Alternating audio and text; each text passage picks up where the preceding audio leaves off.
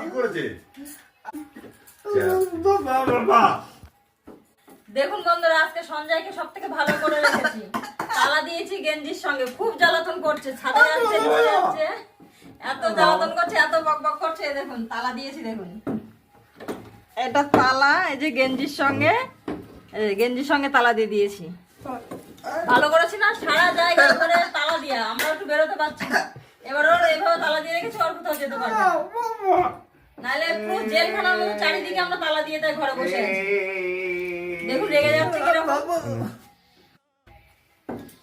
কি করে খুলবি বল? আমি পারবো না, আমি পারবো না, আমি পারবো না। ওরম তালা দিয়া থাক, দিয়া থাক তালা।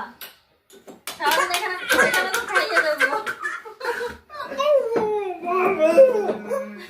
রেগে যাচ্ছে, দেখেছে? ভালো হয়েছে, ভালো হয়েছে। দরজার সঙ্গে তালা দিয়া। তুই বাইরে যা, তুই বাইরে যা, দরজাও যাবে, যা তুই বাইরে যা। আমরা সবাই মিলে কেন তালা বন্ধ করে বসে থাকবো? একটা তালা দিয়ে রাখবো না তুই তালা খুলছে, খুব চেষ্টা করে যাচ্ছে সঞ্জয় এখন তালা খোলার। গেঞ্জিটা খোলে, সঞ্জয় গেঞ্জিটা। যদি বুদ্ধি থাকতো গেঞ্জিটা খুলে ফেললে তো হয়ে যায়। এই শোন আমার কথা শোন, গেঞ্জিটা খুলে ফেল, গেঞ্জিটা খুলে ফেল, গেঞ্জি খুলে ফেল।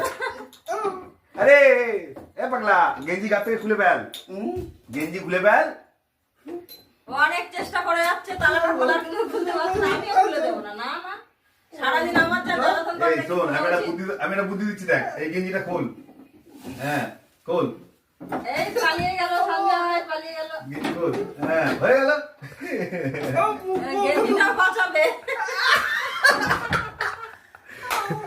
গেঞ্জিটা বাঁচানো চাই। এই রে চাবি রে, এবার যাবি না, খোল।